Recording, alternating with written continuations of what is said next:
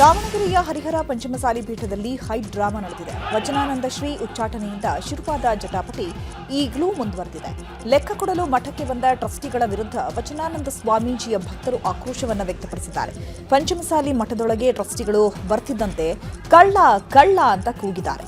ಮಠದ ಟ್ರಸ್ಟಿ ಉಮಾಪತಿ ಕಳ್ಳ ಅಂತ ಕೂಗಿದ್ದಾರೆ. ಜೊತೆಗೆ ಸ್ವಾಮೀಜಿ ಜೈಕಾರ ಕೂಗಿದ್ದಾರೆ. ಈ ವೇಳೆ ಮಠದಲ್ಲಿ ಕೆಲಕಾಲ ಉದ್ವಿಗ್ನ ವಾತಾವರಣ ನಿರ್ಮಾಣವಾಗಿತ್ತು.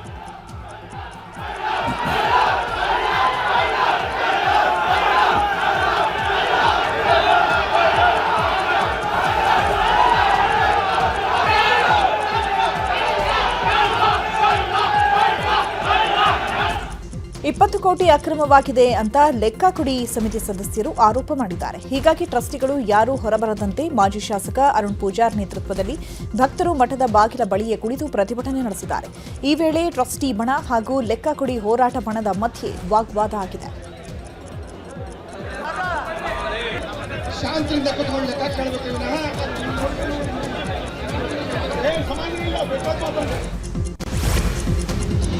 ಇನ್ನು ತಮಗೆ ಬೇಕಾದಂತೆ ಲೆಕ್ಕ ಕೊಟ್ಟರೆ ಅದನ್ನು ನಾವು ಒಪ್ಪೋದಿಲ್ಲ, ನಮಗೆ ಕೃಷ್ಣನ ಲೆಕ್ಕ ಬೇಡ, ರಾಮನ ಲೆಕ್ಕ ಬೇಕು ಅಂತ ಹರಿಹರ ಪೀಠದಲ್ಲಿ ವಚನಾನಂದ ಸ್ವಾಮೀಜಿ ಹೇಳಿದ್ದಾರೆ.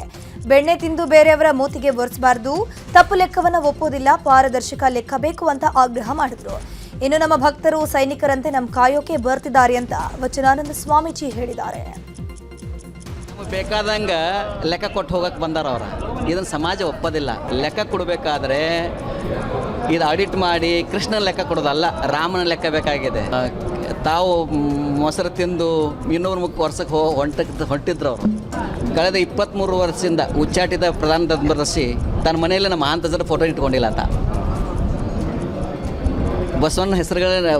ಬಸವಣ್ಣವರ ಫೋಟೋ ಹಾಕದ ಹಾಗೇನೆ ಮತ್ತು ಸಾಕಷ್ಟು ಅವ್ಯವಹಾರಗಳನ್ನ ಮಾಡಿದ್ದು ಜಾಹೀರಾಯಿತು.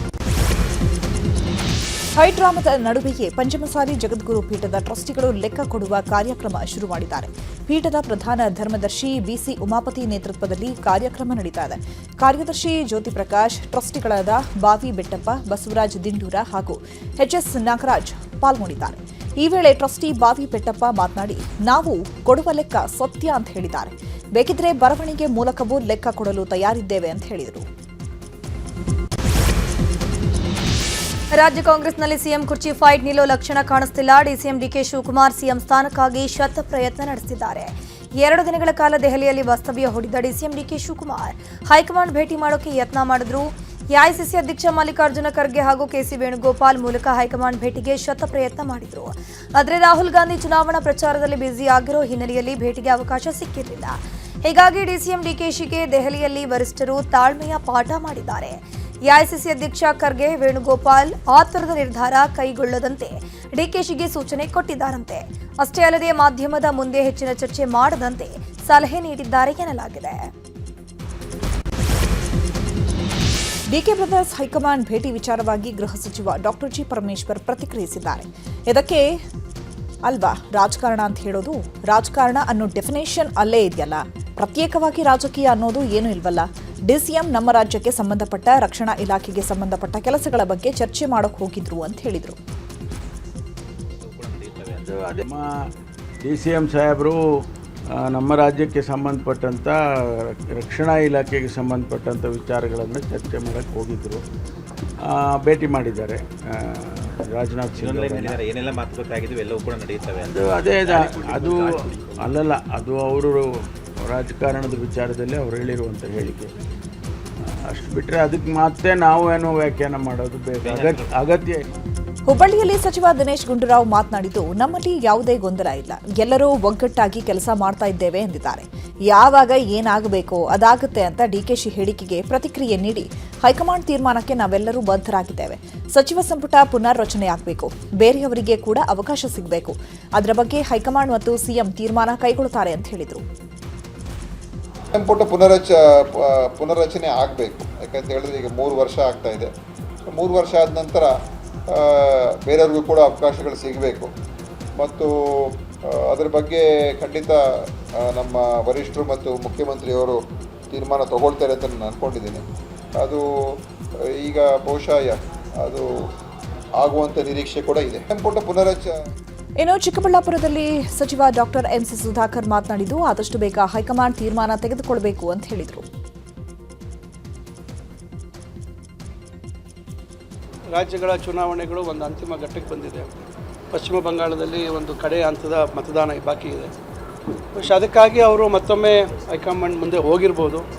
ಆದರೆ ಹೈಕಮಾಂಡ್ ಏನೇ ತೀರ್ಮಾನ ತೆಗೆದುಕೊಳ್ಳಿ ಅದಕ್ಕೆ ನಾವೆಲ್ಲರೂ ಬದ್ಧರು. ಅದು ಮುಖ್ಯಮಂತ್ರಿಗಳಾಗಿರ್ಬೋದು ಅಥವಾ ಡಿ ಕೆ ಶಿವಕುಮಾರ್ ಆಗಿರ್ಬೋದು, ಅದು ನಾವುಗಳಾಗಿರ್ಬೋದು, ಅದಕ್ಕೆ ನಾವೆಲ್ಲರೂ ಬದ್ಧರು. ನಾವು ಹೈಕಮಾಂಡನ್ನು ನಾವು ತ್ವರಿತವಾಗಿ ಇದಕ್ಕೆ ಇತಿಶ್ರೀ ಆಡಿದ್ರೆ ಬಹುಶಃ ಏನಿವತ್ತು ಮಾಧ್ಯಮಗಳಲ್ಲಿ ಅನಾವಶ್ಯಕ ಗೊಂದಲ ಸೃಷ್ಟಿಯಾಗ್ತಾಯಿದೆ ಅದು ನಿಲ್ತದೆ ಮತ್ತು ಏನು ನಮ್ಮ ಸರ್ಕಾರದ ಒಳ್ಳೆಯ ಕಾರ್ಯಕ್ರಮಗಳ ಬಗ್ಗೆ ಹೆಚ್ಚು ಪ್ರಚಾರ ಸಿಗುವಂಥದ್ದಾಗುತ್ತೆ. ಇನ್ನು ಸಚಿವ ಸ್ಥಾನದ ಆಕಾಂಕ್ಷಿ ಅಂತ ಶಾಸಕ ಅಜಯ್ ಸಿಂಗ್ ಹೇಳಿದ್ದಾರೆ. 2023ರಲ್ಲೂ ಸಚಿವ ಸ್ಥಾನದ ಆಕಾಂಕ್ಷಿಯಾಗಿದೆ. ಆದರೆ ಈ ಬಾರಿ ಸಚಿವ ಸ್ಥಾನ ಸಿಗೋ ನಿರೀಕ್ಷೆ ಇದೆ ಅಂತ ಹೇಳಿದರು. ನಾವು ಮಾಡಿರುವಂತೂ 2018ರಲ್ಲೂ ಕೂಡ ಆಕಾಂಕ್ಷೆ ಇದ್ದೆ, 2023ರಲ್ಲೂ ಕೂಡ ಆಕಾಂಕ್ಷೆ ಇದ್ದೆ. ಈಗಲೂ ಕೂಡ ಪಕ್ಷ ನಮ್ಮ ಪಕ್ಷದ ವರಿಷ್ಠರಾಗಲಿ ನಾವು ಮಾಡಿರುವಂಥ ಒಂದು ಕೆಲಸ ಗಮನದಲ್ಲಿಟ್ಕೊಂಡಿದ್ದಾರೆ. ಕಲ್ಯಾಣ ಕರ್ನಾಟಕ ಅಭಿವೃದ್ಧಿ ಮಂಡಳಿ ಅಧ್ಯಕ್ಷನಾಗಿ ಏನೇನು ಕೆಲಸ ಮಾಡಿದ್ದೀನಿ ಅವ್ರಿಗೆಲ್ಲ ಮಾಹಿತಿ ಇದೆ. ನಾನು ಖಂಡಿತವಾಗಿ 100% ಆಕಾಂಕ್ಷಿ ಇದ್ದೀನಿ. ಮಂತ್ರಿ ಸ್ಥಾನ ನೀಡ್ತಾರಂತಲೂ ಕೂಡ ಪಕ್ಷದವರು ಭರವಸೆಯನ್ನು ನೀಡಿದ್ದಾರೆ. ತೀರ್ಮಾನ ಪಕ್ಷದ ವರಿಷ್ಠರು ತಗೊಳ್ತಾರೆ. ಅದಕ್ಕೆ ನಂಗೆ ಸಂಪೂರ್ಣವಾದ ಒಂದು ವಿಶ್ವಾಸ ಇದೆ. ಡಿಸಿಎಂ ಡಿಕೆಶಿ ಪರ ಕುಣಿಗಲ್ ಶಾಸಕ ರಂಗನಾಥ್ ಬ್ಯಾಟಿಂಗ್ ಮಾಡಿದ್ದಾರೆ. ಮೇ 15ಕ್ಕೆ ಡಿಕೆ ಶಿವಕುಮಾರ್ ಅವರ ಬರ್ತ್ಡೇ ಇದೆ. ಅಂದೇ ಡಿಕೆಶಿಗೆ ಹೈಕಮಾಂಡ್ ಶಕ್ತಿ ಕೊಡಬಹುದು ಅಂತಂದ್ರು. ಇನ್ನು ಡಿಕೆಶಿಗೆ ಒಂದು ಸ್ಥಾನಮಾನ ಸಿಗಲಿ ಅನ್ನೋ ನಮ್ಮ ಆಸೆ. ಅವರ ಶ್ರಮಕ್ಕೆ ಹೈಕಮಾಂಡ್ ಪ್ರತಿಫಲ ಕೊಡಬೇಕಾಗಿದೆ ಅಂತಂದ್ರು. ಇದೇ ವೇಳೆ ಪವರ್ ಶೇರಿಂಗ್ ಗೊಂದಲವನ್ನ ಹೈಕಮಾಂಡ್ ಸರಿಪಡಿಸಬೇಕು ಅಂತ ಹೇಳಿದ್ದಾರೆ. ಅಫ್ಕೋರ್ಸ್ ಇವಾಗ ಒಪ್ಪಂದ ಆಗಿರೋಂಥ ವಿಚಾರನ ಎಲ್ಲರ ತಲೆಯಲ್ಲೂ ಇದೆ. ಆ ಒಪ್ಪಂದ ಏನು ಅನ್ನೋದನ್ನ ಇಬ್ಬರು ಬಂದು ಹೇಳೋವಂಥದ್ದು ವಿಚಾರದಲ್ಲಿ ಹೈಕಮಾಂಡ್ ನಿರ್ಧಾರ ತೆಗೆದುಕೋಬೇಕು ಅನ್ನೋದನ್ನು ಹೇಳ್ತಾ ಇದ್ದಾರೆ. ಸೊ ಅದನ್ನು ನಾವೆಲ್ಲ ಅಪೇಕ್ಷೆ ಪಟ್ಟು ಕಾಯ್ತಾ ಇದ್ದೀವಿ. ಅದೇನಿದೆ ಒಳ್ಳೆ ನಿರ್ಧಾರಗಳನ್ನು ಹೈಕಮಾಂಡರ್ ತೆಗೆದುಕೋತಾರೆ. ಅವ್ರೇನು ತಗೋತಾರೆ ನಾವೆಲ್ಲ ತಲೆ ಬಾಗಿ ಶಿರಸ ವಹಿಸಿ ಕೆಲಸ ಮಾಡೋದೊಂದು ಬಿಟ್ಟರೆ ಕಾಲವೇ ತಸ್ಮೈ ನಮ್ಮ ಅಂತ ಹೇಳ್ತಿರ್ತಾರೆ ನಮ್ಮ ಸಾಹೇಬರು. ಮೇ 15ನೇ ತಾರೀಕು ನಮ್ಮ ಸಾಹೇಬ್ರದ್ದು ಹುಟ್ಟುಹಬ್ಬ. ಸೊ ಅಷ್ಟು ಅರ್ಥ ಮಾಡಿಕೊಡಿ. ಡಿಕೆ ಬ್ರದರ್ಸ್ ದೆಹಲಿಯಿಂದ ವಾಪಸ್ ಬರ್ತಿದ್ದಂತೆ ಸಚಿವ ಸತೀಶ್ ಜಾರಕಿಹೊಳಿ ನಿನ್ನೆ ರಾತ್ರಿ ದಿಢೀರ್ ದೆಹಲಿಗೆ ತೆರಳಿದ್ದಾರೆ. ಸಕ್ಕರೆ ಕಾರ್ಖಾನೆ ಕೆಲಸ ಇದೆ ಅಂತ ದೆಹಲಿಗೆ ಒಬ್ಬರೇ ಹೋಗಿದ್ದಾರೆ.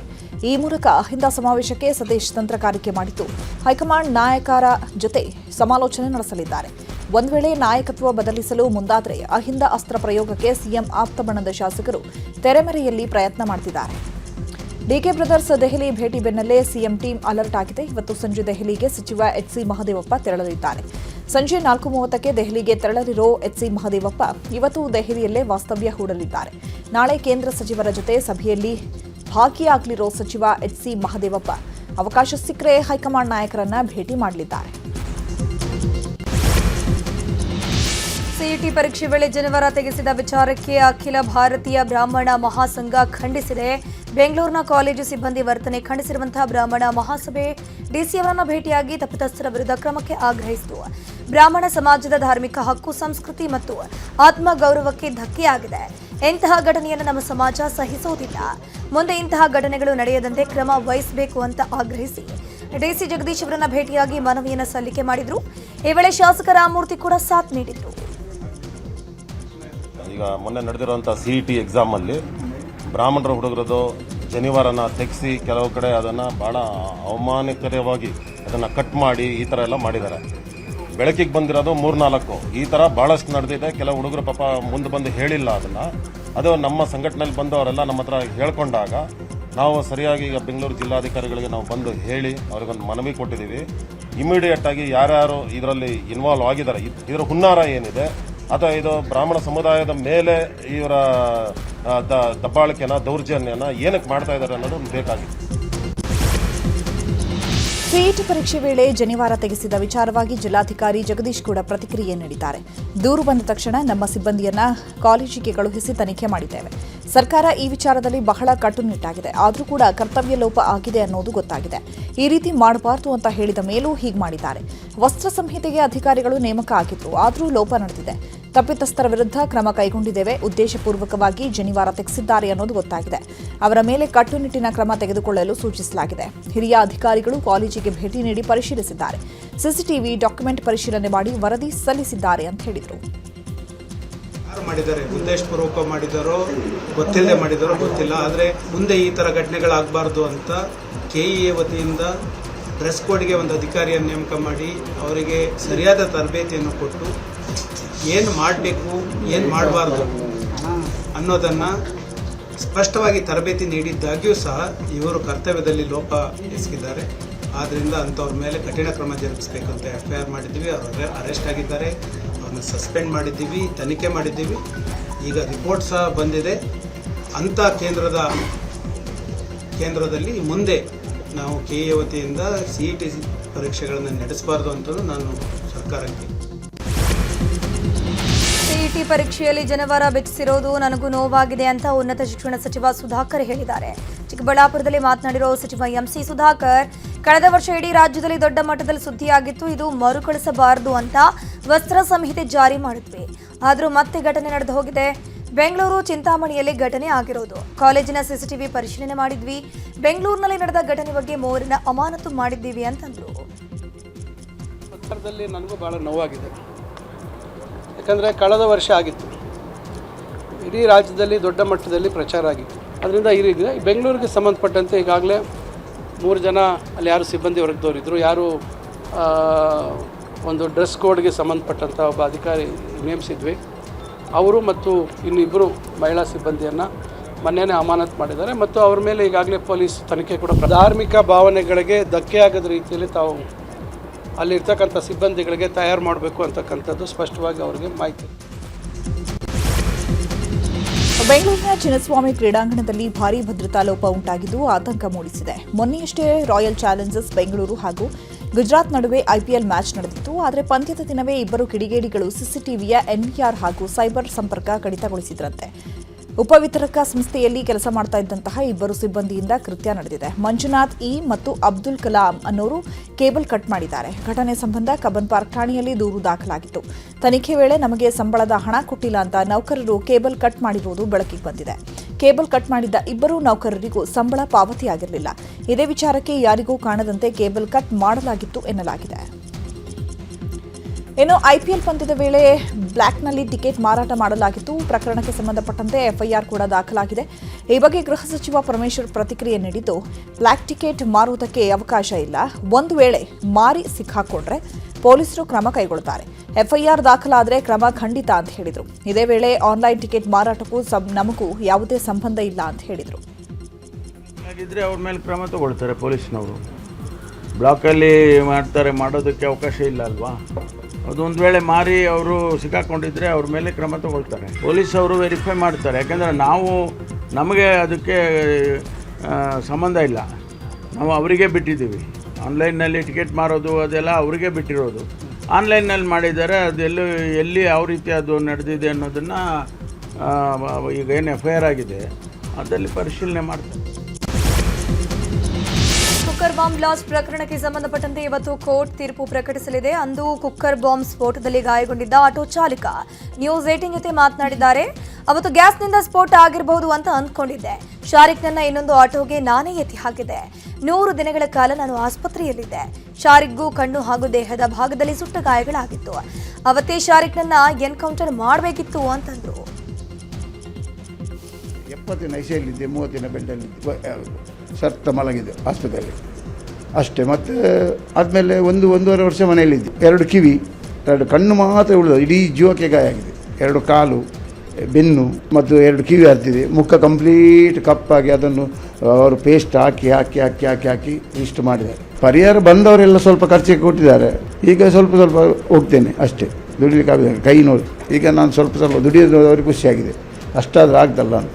ಇದು ಬಗ್ಗುವುದಿಲ್ಲ. ಇನ್ನು ಅದಕ್ಕೆ ಮಾಡಿದ್ರೆ ಕೂಡ 50,000 ಖರ್ಚು ಬೇಕಂತೆ. ಸರಿ ಮಾಡಬೇಕು. ಇದು ಸರಿ ಆಯಿತು.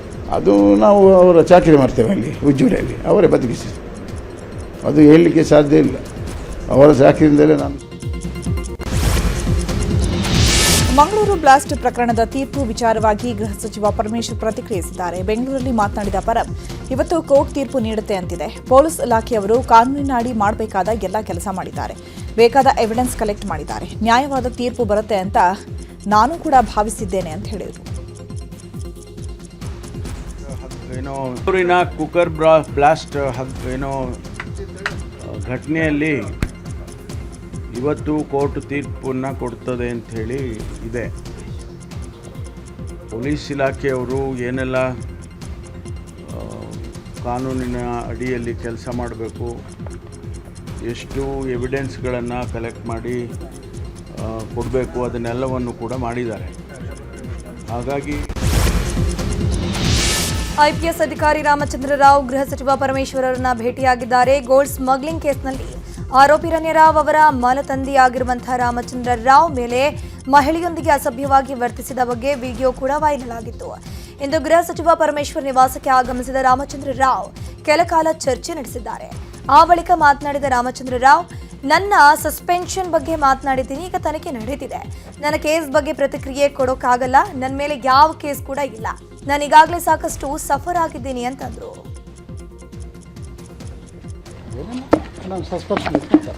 ಪ್ರಕರಣದ ವಿಚಾರವಾಗಿ ಅದು ಅಸಲಿ ಆಡಿಯೋ ಅಂತ ಬಂದಿತ್ತಲ್ಲ ಸರ್? ಎಲ್ಲ ಎನ್ಕ್ವೈರಿ ನಡೀತಾ ಇತ್ತು. ಅದ್ರ ಬಗ್ಗೆ ಯಾವ ಕೇಸ್ ನಮ್ಮ ಮೇಲೆ ಏನು ಕೇಸ್ ಅದೆಲ್ಲ ಅವೆಲ್ಲ ಬೇಡ. ಈಗಲೇ ಭಾಳ ಸಫರ್ ಆಗ್ತಾಯಿದೆ, ಬೇಡ ಪ್ಲೀಸ್. ತುಮಕೂರಿನ ಮೈತಾಳ ಅಚ್ಚುಕಟ್ಟು ಪ್ರದೇಶಕ್ಕೆ ನೀರು ಹರಿಸುವಂತೆ ಒತ್ತಾಯಿಸಿ ರೈತರು ಪ್ರತಿಭಟನೆ ಮಾಡಿದ್ದಾರೆ. ಮಾಜಿ ಸಚಿವ ಕೆಎನ್ ರಾಜಣ್ಣ ನೇತೃತ್ವದಲ್ಲಿ ತುಮಕೂರಿನ ಜಿಲ್ಲಾಧಿಕಾರಿ ಕಚೇರಿ ಎದುರು ಧರಣಿ ಮಾಡಲಾಯಿತು. ಅಚ್ಚುಕಟ್ಟು ಪ್ರದೇಶದಲ್ಲಿ ನೀರು ಪೋಲಾಗ್ತಾ ಇದ್ದ ಹಿನ್ನೆಲೆ ಅಧಿಕಾರಿಗಳು ಗೇಟ್ ವಾಲ್ ಬಂದ್ ಮಾಡಿಸಿದ್ರು. ಇದೀಗ ಅಧಿಕಾರಿಗಳ ಕ್ರಮ ಖಂಡಿಸಿ ರೈತರು ಧರಣಿ ಮಾಡಿದ್ದಾರೆ. ರೈತರ ಹೋರಾಟಕ್ಕೆ ಮಣಿದ ಜಿಲ್ಲಾಡಳಿತ ಅಚ್ಚುಕಟ್ಟು ಪ್ರದೇಶಕ್ಕೆ ನೀರು ಬಿಡಲು ಒಪ್ಪಿಕೊಂಡಿದೆ. ನೀರಿಗೆ ದೊಡ್ಡ ನಾಯಕನ ಅಪ್ಪಣೆ ಏನು ಬೇಕಾಗಿಲ್ಲ. ಇದು ಸರ್ಕಾರದ ಅಧೀನದಲ್ಲಿ ಇರ್ತಕ್ಕಂಥ ಕೆರೆ. ಅದು KDB ಇರ್ಬೋದು, MI ಇರ್ಬೋದು, ಇನ್ನೊಂದು ಇರ್ಬೋದು. ನಮ್ಮೆಲ್ಲರ ಆಗ್ರಹ ಏನಿದೆ, KDB MIಗೆ ಮೊದಲು ಯಥಾಸ್ಥಿತಿಗೆ ಅದನ್ನು ತರಬೇಕು ಅಂತಕ್ಕಂಥದ್ದು. ಮತ್ತು ಈಗ ಏನೊಂದು 25-30 ಮೈದಾನದಿಂದ ಹಿಡ್ಕೊಂಡ್ಬಂದು ಮಂಚೂರಿ, ಗ್ಯಾಸಂದ್ರ, ಮತ್ತು ನಮಗೆ ಇದು ಕಲ್ಲಳ್ಳಿ, ಕೆಸರುಮಾಡು, ಚನ್ನಗಿರಿಪಾಳ್ಯ, ಶೆಟ್ಟಿಹಳ್ಳಿ, ಬಾಲಸಂದ್ರ, ಇವೆಲ್ಲ ಕೂಡ ದನ ಕರುಗಳು ಕುಡಿಯೋಕ್ಕೂ ನೀರು, ಕೆರೆ ಒಂದೇ ಅಲ್ಲ, ದನ ಕರುಗಳಿಗೂ ಕೂಡ ಕುಡಿಯೋಕ್ಕೆ. ಮಧ್ಯಪ್ರಾಚ್ಯದಲ್ಲಿ ಉದ್ವಿಗ್ನತೆ ಮತ್ತಷ್ಟು ಜಾಸ್ತಿ ಆಗ್ತಿದೆ. ಅಮೆರಿಕ ಮತ್ತು ಇರಾನ್ ನಡುವೆ ನಡೆಯುತ್ತಿರುವಂತಹ ಮಾತು ಈಗ ತೀವ್ರ ಎಚ್ಚರಿಕೆಗಳ ಹಂತಕ್ಕೆ ತಲುಪಿದೆ. ಅಮೆರಿಕ ಅಧ್ಯಕ್ಷ ಟ್ರಂಪ್ ಇರಾನ್ಗೆ ಹೊಸ ಎಚ್ಚರಿಕೆ ಕೊಟ್ಟಿದ್ದು, ಯುದ್ಧ ವಿರಾಮ ಒಪ್ಪಂದಕ್ಕೆ ಒಪ್ಪದಿದ್ದರೆ ಇರಾನ್ನ ತೈಲ ಮೂಲ ಸೌಕರ್ಯವನ್ನ ನಾಶ ಮಾಡ್ತೀವಿ ಅಂತ ಹೇಳಿದ್ದಾರೆ. ಇತ್ತ ಟ್ರಂಪ್ ಹೇಳಿಕೆ ಬೆನ್ನಲ್ಲೇ ಇರಾನ್ ಉಪಾಧ್ಯಕ್ಷ ಇಸ್ಮಾಯಿಲ್ ಸಬಾಬ್ ಎಸ್ಪಹಾನಿ ಟ್ರಂಪ್ಗೆ ಎಚ್ಚರಿಕೆ ಕೊಟ್ಟಿದ್ದಾರೆ. ನೀವು ನಮ್ಮ ಮೇಲೆ ದಾಳಿ ಮಾಡಿದ್ರೆ ನಾವು ಗಲ್ಫ್ ರಾಷ್ಟ್ರಗಳ ಮೂಲ ಸೌಕರ್ಯಗಳಿಗೆ 4 ಪಟ್ಟು ಹಾನಿ ಮಾಡ್ತೀವಿ ಅಂತ ಸವಾಲು ಹಾಕಿದ್ದಾರೆ. ನಮ್ಮ ಒಂದು ತೈಲ ಬಾವಿಗೆ ಹಾನಿ ಆದರೆ ನಾವು 4 ತೈಲ ಬಾವಿಗಳಿಗೆ ಹಾನಿ ಮಾಡ್ತೀವಿ ಅಂತ ಖಡಕ್ ಎಚ್ಚರಿಕೆ ನೀಡಿದ್ದಾರೆ. ಅಮೆರಿಕ ಇರಾನ್ ಮಧ್ಯೆ ಮಾತಿನ ವಾಕ್ಸಮರದ ಮಧ್ಯೆಯೇ ರಾಜತಾಂತ್ರಿಕ ಚಟುವಟಿಕೆಗಳನ್ನು ಕೂಡ ಮುಂದುವರೆಸಿದೆ. ಇರಾನ್ ಅಮೆರಿಕಾಗೆ ಹೊಸ ಕಂಡೀಷನ್ ಹಾಕಿದೆ. ಪಾಕಿಸ್ತಾನದ ಸಂಧಾನಕಾರರ ಮೂಲಕ ಅಮೆರಿಕಾಗೆ ಹೊಸ ಶಾಂತಿ ಪ್ರಸ್ತಾವನೆಯನ್ನು ರವಾನಿಸಿರುವ ಇರಾನ್ ಸಂಘರ್ಷವನ್ನು ತಕ್ಷಣವೇ ಕೊನೆಗೊಳಿಸಲು ಹರ್ಮುಜ್ ಜಲಸಂಧಿಯನ್ನು ಪೂರ್ಣ ಪ್ರಮಾಣದಲ್ಲಿ ತೆರೆಯಲು ನಾವು ಸಿದ್ಧ ಅಂತ ಇರಾನ್ ಹೇಳಿದೆ. ಆದರೆ ಪರಮಾಣು ಕುರಿತಾದ ಚರ್ಚೆಗಳನ್ನು ಮುಂದೆ ಮಾತುಕತೆ ಮಾಡೋಣ ಅಂತ ಸಂಧಾನಕಾರರ ಮೂಲಕ ಅಮೆರಿಕಾಗೆ ತಿಳಿಸಿದೆ. ಈ ಮೂಲಕ ಸದ್ಯದ ಉದ್ವಿಗ್ನತೆಯನ್ನು ತಣ್ಣಗಾಗಿಸುವುದು ಇರಾನ್ನ ತಂತ್ರವಾಗಿದೆ. ಇರಾನ್ನ ನೌಕಾ ಬಂದರುಗಳ ಮೇಲೆ ಅಮೆರಿಕ ದಿಗ್ಬಂಧನ ಮುಂದುವರೆಸಿದೆ. ಈ ಹಿನ್ನೆಲೆ ಅಮೆರಿಕದ ನೌಕಾಪಡೆ ಇರಾನ್ಗೆ ಹೋಗುವ ಹಾಗೂ ಅಲ್ಲಿಂದ ಬರುವಂತಹ ಹಡಗುಗಳಿಗೆ ತಡೆ ನೀಡಿದೆ. ಒಟ್ಟು 38 ಹಡಗುಗಳನ್ನು ಅಮೆರಿಕ ತಡೆದಿದ್ದು ವಾಪಸ್ ಕಳುಹಿಸಿದೆ. ಬಂದರಿನ ನೌಕಾ ದಿಗ್ಬಂಧನದಿಂದ ಇರಾನ್ನ ವ್ಯಾಪಾರ ಮತ್ತು ತೈಲ ಸಾಗಣೆ ಮೇಲೂ ಪರಿಣಾಮ ಬೀರಿದೆ. ಅಮೆರಿಕ ಬಳಿ ಇರಾನ್ ಹೊಸ ಬೇಡಿಕೆಯನ್ನಿಟ್ಟಿದೆ. ಈ ಬೆನ್ನಲ್ಲೇ ಇರಾನ್ ವಿದೇಶಾಂಗ ಸಚಿವ ಅಬ್ಬಾಸ್ ಅರಾಗ್ನಿ ರಷ್ಯಾಗೆ ಹೋಗಿದ್ದಾರೆ. ರಷ್ಯಾದಲ್ಲಿ ಪುಟಿನ್ ಭೇಟಿ ಮಾಡಿ ಅಮೆರಿಕದೊಂದಿಗಿನ ಮಾತುಕತೆ ಬಗ್ಗೆ ಚರ್ಚೆ ನಡೆಸಲಿದ್ದಾರೆ. ಇನ್ನು ರಷ್ಯಾವು ಇರಾನ್ನ ಮಿತ್ರ ರಾಷ್ಟ್ರವಾಗಿದ್ದು ಮುಂದಿನ ಹಂತಗಳ ಬಗ್ಗೆಯೂ ಚರ್ಚೆ ನಡೆಸುತ್ತಿದ್ದಾರೆ. ಎಸ್ಎಸ್ಎಲ್ಸಿ ರಿಸಲ್ಟ್ನಲ್ಲಿ ಮೌಲ್ಯಮಾಪಕರಿಂದ ಮಹಾ ಎಡವಟ್ಟಾಗಿದೆ. ವಿದ್ಯಾರ್ಥಿಗೆ ಅಂಕ ನೀಡುವಲ್ಲಿ ಅನ್ಯಾಯವಾಗಿದೆ. ಇಂಗ್ಲಿಷ್ನಲ್ಲಿ ವಿದ್ಯಾರ್ಥಿಗೆ 92 ಅಂಕ ಬರಬೇಕಿತ್ತು, ಆದರೆ ಕೇವಲ 48 ಮಾರ್ಕ್ಸ್ ಕೊಟ್ಟು ಎಡವಟ್ಟು ಮಾಡಿಕೊಂಡಿದ್ದಾರೆ. ಚಿಕ್ಕಮಗಳೂರು ಜಿಲ್ಲೆ ಶೃಂಗೇರಿಯ ರಾಮಕೃಷ್ಣ ಇಂಗ್ಲಿಷ್ ಮಾಧ್ಯಮ ಶಾಲೆಯ ವಿದ್ಯಾರ್ಥಿ ರಾಮದತ್ತ ಶರ್ಮಾಗೆ ಅಂಕ ನೀಡುವಲ್ಲಿ ಅನ್ಯಾಯವಾಗಿದೆ. ಇಂಟರ್ನಲ್ಲಿ ವಿದ್ಯಾರ್ಥಿಗೆ 20 ಅಂಕ ನೀಡಲಾಗಿತ್ತು. ಉತ್ತರ ಪತ್ರಿಕೆಯ ಫೋಟೋ ಕಾಪಿಯಲ್ಲಿ ವಿದ್ಯಾರ್ಥಿಗೆ 72 ಅಂಕ ಸಿಕ್ಕಿದೆ. ಆದರೆ ಎಂಟ್ರಿ ಮಾಡುವಾಗ ಕೇವಲ 48 ಮಾರ್ಕ್ಸ್ ಮಾತ್ರ ಹಾಕಲಾಗಿದೆ. ವಿದ್ಯಾರ್ಥಿಗಳ ಭವಿಷ್ಯದ ಜೊತೆಗೆ ಮೌಲ್ಯಮಾಪಕರು ಚೆಲ್ಲಾಟ ಆಡ್ತಿದ್ದಾರೆ ಅಂತ ಕಿಡಿಕಾರಿದರು. ಬಳ್ಳಾರಿ ಜಿಲ್ಲೆಯ ಕಂಪ್ಲಿ ಪಟ್ಟಣದ ಮನೆಯೊಂದರಲ್ಲಿ ಸಿಲಿಂಡರ್ ಬ್ಲಾಸ್ಟ್ ಆಗಿದೆ. ಯಲ್ಲಪ್ಪನವರ ಮನೆಯಲ್ಲಿ ಸಿಲಿಂಡರ್ ಬ್ಲಾಸ್ಟ್ ಆಗಿದ್ದು ಮನೆಯಲ್ಲಿದ್ದ ವಸ್ತುಗಳೆಲ್ಲವೂ ಸುಟ್ಟು ಕರಕಲಾಗಿದೆ. ಸ್ಥಳಕ್ಕೆ ಆಗಮಿಸಿದ ಅಗ್ನಿಶಾಮಕ ಸಿಬ್ಬಂದಿ ಬೆಂಕಿ ನಂದಿಸಿದ್ರು. ಘಟನೆಯಲ್ಲಿ ಯಾವುದೇ ಪ್ರಾಣಹಾನಿ ಸಂಭವಿಸಿಲ್ಲ.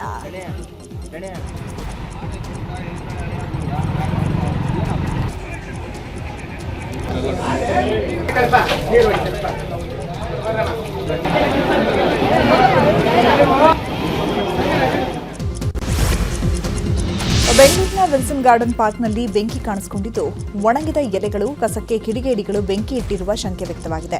ರಾಣಿ ಪಾರ್ಕ್ ಒಳಭಾಗ 4 ಕಡೆ ಒಣಗಿದ ಎಲೆ, ಕಸದ ರಾಶಿಗೆ ಬೆಂಕಿ ಬಿದ್ದಿದ್ದು ಪಾರ್ಕ್ನಲ್ಲಿದ್ದ ಸಸ್ಯ ಸಂಪತ್ತು ಸೇರಿ ಉಪಕರಣಗಳಿಗೂ ಹಾನಿಯಾಗಿದೆ.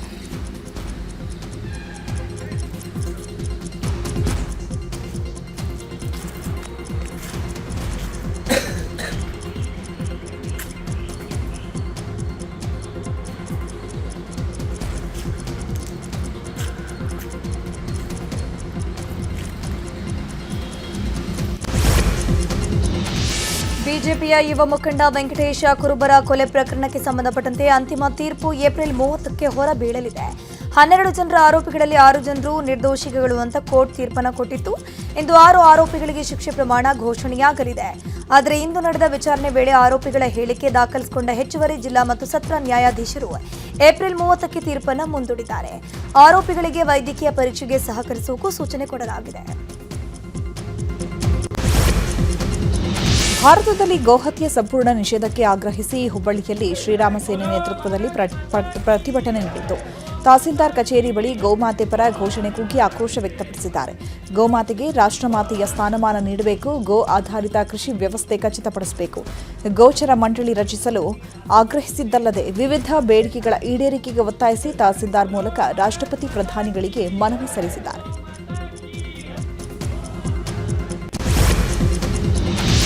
ಕಾಂಗ್ರೆಸ್ನಿಂದ ನಾರಿ ಶಕ್ತಿ ಬಿಲ್ಗೆ ವಿರೋಧವಾದ ಹಿನ್ನೆಲೆ ಪುತ್ತೂರು ಬಿಜೆಪಿ ಮಹಿಳಾ ಮೋರ್ಚಾದಿಂದ ಪ್ರತಿಭಟನೆ ಮಾಡಲಾಯಿತು. ಪುತ್ತೂರಿನ ಅಮರ್ ಜವಾನ್ ಜ್ಯೋತಿ ಬಳಿ ಪ್ರತಿಭಟನೆ ಮಾಡಲಾಗಿದ್ದು ಕಾಂಗ್ರೆಸ್ ಮಿತ್ರ ಪಕ್ಷಗಳು ದೇಶದ 50% ಮಹಿಳೆಯರ ಶಕ್ತಿಯನ್ನ ಪ್ರಶ್ನೆ ಮಾಡಿದೆ. ಈ ಬೆಳವಣಿಗೆ ಕಾಂಗ್ರೆಸ್ ಅವಸಾನಕ್ಕೆ ಕಾರಣವಾಗಲಿದೆ ಅಂತ ವಾಗ್ದಾಳಿ ನಡೆಸಿದರು. ಇದೇ ವಿಚಾರಕ್ಕೆ ಸಂಬಂಧಪಟ್ಟಂತೆ ಚಿಕ್ಕಬಳ್ಳಾಪುರದಲ್ಲಿ ಬಿಜೆಪಿ ಪ್ರತಿಭಟನೆ ಮಾಡಿತು. ಚಿಂತಾಮಣಿ ನಗರದ ಪ್ರವಾಸಿ ಮಂದಿರದಿಂದ ಬೆಂಗಳೂರು ರಸ್ತೆ ಮೂಲಕ ಮೆರವಣಿಗೆ ನಡೆಸಿ ಆಕ್ರೋಶ ವ್ಯಕ್ತಪಡಿಸಿದರು. ಕಾಂಗ್ರೆಸ್ ಪಕ್ಷ ಮಹಿಳಾ ವಿರೋಧಿ, ಮುಂದಿನ ಚುನಾವಣೆಯಲ್ಲಿ ಕಾಂಗ್ರೆಸ್ಗೆ ಮಹಿಳೆಯರು ತಕ್ಕ ಪಾಠ ಕಲಿಸುತ್ತಾರೆ ಅಂತ ಕಿಡಿಕಾರಿದರು.